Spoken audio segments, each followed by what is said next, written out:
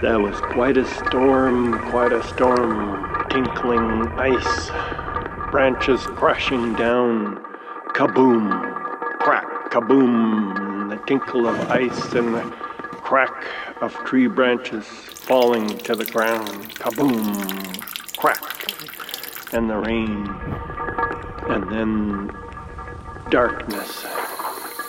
I lost power on Wednesday night and was unprepared. No candles, no matches, but I found a musician's lamp. And then the next day I went and bought a candle at the local store, a Virgin Mary votive candle, and that did the trick, and a pack of matches.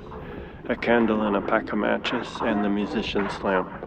And I went to a cafe to charge the musician's lamp. As I walked around, I saw people gathered around electrical outlets charging smartphones and Android devices. People at the plaza, which still had electricity. It was residential streets that mostly lost power. Whereas the main streets, arteries, where the lines had been buried, they were fine. And people went to plazas and cafes and libraries to charge their devices. And the hardest part was not being able to make coffee at home or not being able to cook a proper meal. Being forced to eat, Lohbado ate bread and peanut butter, or bread and tuna. It's going to be a long time before I ever eat another tuna sandwich.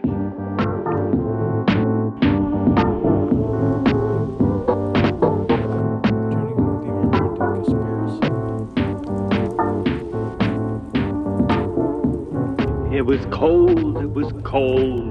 cold inside, but not as cold as January. That's what people said. By the third day, the temperature had gone down to about 10 degrees centigrade in Lohbado's apartment.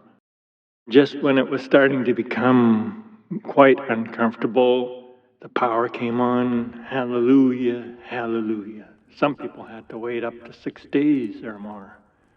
I was lucky, 3 days, and then the power was back. The hydro team worked hard. Thanks be to the hydro workers who restored the power.